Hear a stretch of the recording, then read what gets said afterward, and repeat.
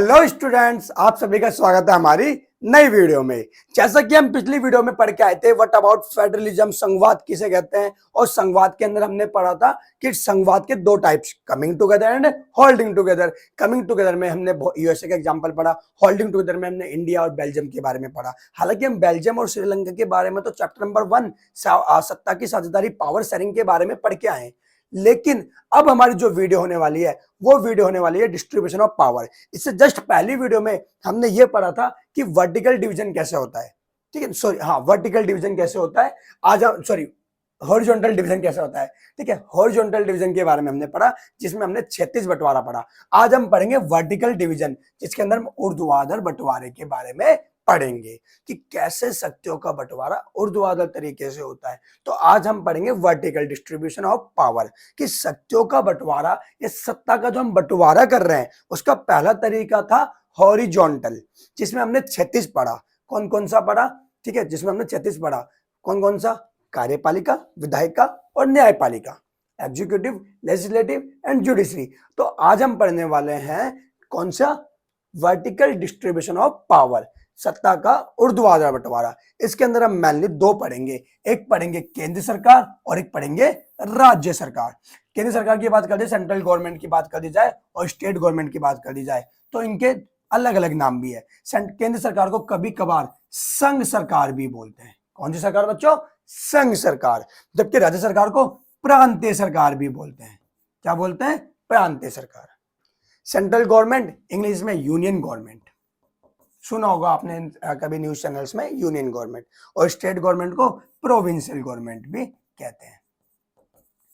अब नाम से पता लग रहा है, सेंट्रल जो केंद्र, ठीक है, पूरे भारत का दिल दिल्ली नहीं, दिल्ली में है पार्लियामेंट वगैरह, लेकिन सेंट्रल गवर्नमेंट का मतलब है ऐसी सरकार जो लॉ मेकिंग करेगी, जो फंक्शनिंग करेगी, पूरे भारत को लेते हुए करेगी। ये नहीं है कि भाई सिर्फ राजस्थान से रिलेटेड बातें होंगी, सिर्फ यूपी से रिलेटेड बातें होंगी, नहीं। सेंट्रल गवर्नमेंट का काम होता है पूरे भारत को साथ लेके चलना।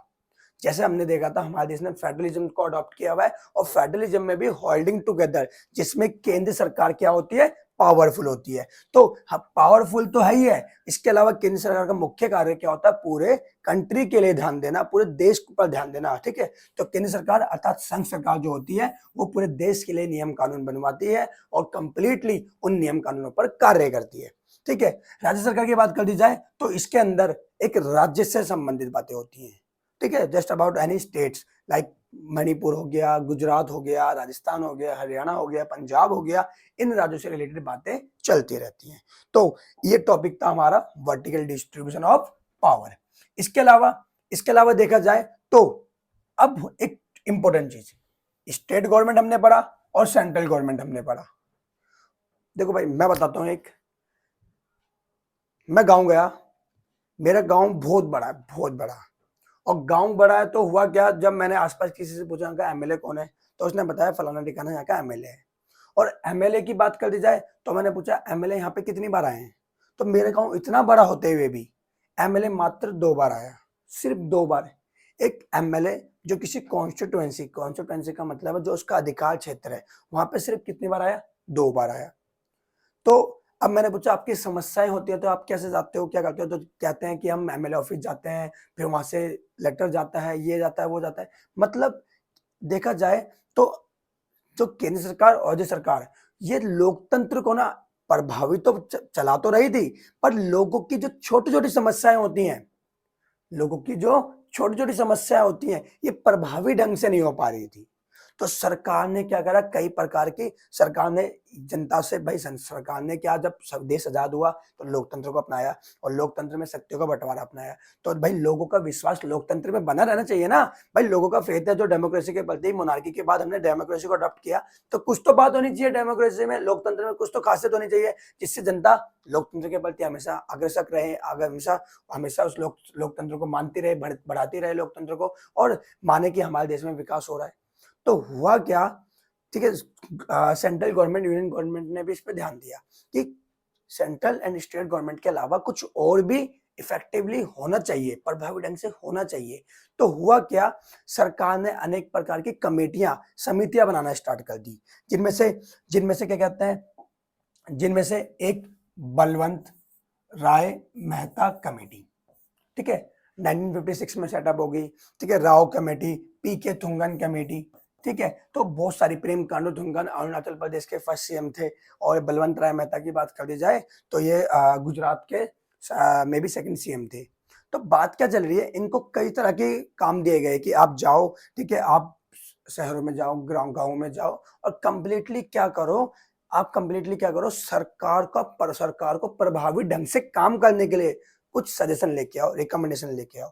तो बहुत सारी कमेटियों ने काम किया, और हुआ क्या, फाइनली 1992 में, कब, 1992 में सेंट्रल और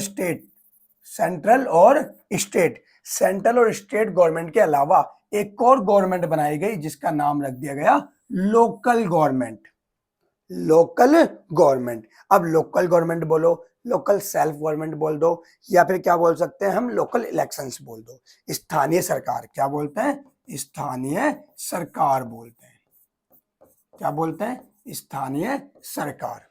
तो हुआ क्या, सेंट्रल और स्टेट गवर्नमेंट के अलावा एक और सरकार बनाई गई, जिसको बोलते हैं स्थानीय सरकार, या फिर हम बेल्जियम वाले चैप्टर में पढ़ के आए थे, सामुदायिक सरकार, जो 1% जो जर्मन लोग थे उनके लिए बनाई गई थी, कम्युनिटी गवर्नमेंट जो हमने पढ़ा था ना। तो टॉपिक क्या चल रहा है कि डिस्ट्रीब्यूशन ऑफ पावर। पहला डिस्ट्रीब्यूशन हमने देखा कौन सा, हॉरिजॉन्टल, जिसमें हम 36 पढ़ते हैं, एग्जीक्यूटिव, लेजिस्लेटिव एंड जुडिशरी, अर्थात कार्यपालिका, विधायिका और न्यायपालिका। अब जो हम टॉपिक देख रहे हैं वो देख रहे हैं कौन सा डिवीजन, वर्टिकल डिवीजन, ऊर्ध्वाधर बंटवारा, जिसमें हम क्या पढ़ रहे हैं, केंद्र सरकार और राज्य सरकार। तो केंद्र सरकार का देखा हमने, राज्य सरकार का देखा। अब एक टॉपिक निकल के आता है कि केंद्र और राज्य सरकार के अलावा एक और सरकार इंट्रोड्यूस की गई, कौन सी, लोकल गवर्नमेंट, स्थानीय सरकार, सामुदायिक सरकार, ये कम्युनिटी गवर्नमेंट कहते हैं। कब इंट्रोड्यूस की गई, 1992 के अंदर। तो 1992 के अंदर क्या किया गया, सेंट्रल गवर्नमेंट और स्टेट गवर्नमेंट के अलावा एक और गवर्नमेंट इंट्रोड्यूस की गई। इस चीज को बोलते हैं डिसेंट्रलाइजेशन ऑफ पावर, सत्ता का विकेंद्रीकरण। Very very very important topic, सत्ता का विकेंद्रीकरण। अब इस सत्ता का विकेंद्रीकरण क्या होता है, जब शक्तियां, या सत्ता बोल दो, जब शक्तियां केंद्र सरकार और राज्य सरकार से लेकर स्थानीय सरकार को दे दी जाए, इसे सत्ता का विकेंद्रीकरण कहते हैं। क्या, जब शक्तियां या सत्ता केंद्र सरकार और राज्य सरकार से लेकर स्थानीय सरकार को दे दी जाए, इसे सत्ता का विकेंद्रीकरण कहते हैं। यह भारत में 1992 में हुआ। Decentralisation of power means when some powers are given to local government from central and state is known as decentralisation of power. अभी डिसेंट्रलाइजेशन ऑफ पावर क्या है, ठीक है, डिसेंट्रलाइजेशन ऑफ पावर। तो अभी हमने देखा डिसेंट्रलाइजेशन ऑफ पावर, ठीक है। डिसेंट्रलाइजेशन ऑफ पावर क्या है, कि क्या हो रहा है, when some powers given to local government from state government and central government is known as decentralisation of power. मतलब शक्तियों को केंद्र सरकार से थोड़ी सी ले रहे हैं, भाई तुम अपना काम कम करो, प्रेशर कम करो ना, भार कम डालो, थोड़ी सकते हैं स्टेट सरकार आप भी दे दो, और कंप्लीटली उन शक्तियों को किसको दे दी जाती है, स्थानीय सरकार को। और स्थानीय सरकार क्या करती है, मजे करती है, नहीं, स्थानीय सरकार क्या करती है, लोगों से ज्यादा जुड़ी होती है। जैसे हमारे गांव में जाओ, सरपंच, भाई गांव में तो क्या होता है, मेरी नानी को, दादी को, सबको पता है कि फलाने घर में इतनी भैंसें हैं, फलाने घर की चोरी यहाँ भी आई है, ऐसा कुछ कंप्लीटली होता है। तो इसीलिए छोटे लेवल के लिए, छोटे शहर के लिए क्या बनाई गई, लोकल बॉडीज बनाई गई, लोकल सेल्फ गवर्नमेंट बनाई गई, स्थानीय सरकार बनाई गई, जिसका काम क्या था, लोगों के छोटे मुद्दों को छोटे लेवल पे खत्म करना। ये काम किसका होता है, लोकल गवर्नमेंट का। तो स्टेट एंड सेंट्रल गवर्नमेंट से कुछ पावर्स किसको दे दी गई, लोकल गवर्नमेंट को। इसको बोलते हैं डिसेंट्रलाइजेशन ऑफ पावर। और ये कब हुआ इंडिया में, 1992। सत्ता का विकेंद्रीकरण भारत में कब हुआ, 1992 में। तो ये था हमारा टॉपिक डिसेंट्रलाइजेशन ऑफ पावर। अब मिलते हैं आपसे जल्दी अगली वीडियो में, जिसमें हम पढ़ेंगे डिसेंट्रलाइजेशन, सत्ता के विकेंद्रीकरण, जो वेरी वेरी इंपॉर्टेंट टॉपिक है। हालांकि हमने पढ़ लिया इसको डीप, यानी कि हम लोकल गवर्नमेंट के बारे में डीपली पढ़ेंगे। तो जब तक के लिए अलविदा, मिलते हैं आपसे नई वीडियो में। जय हिंद, जय भारत।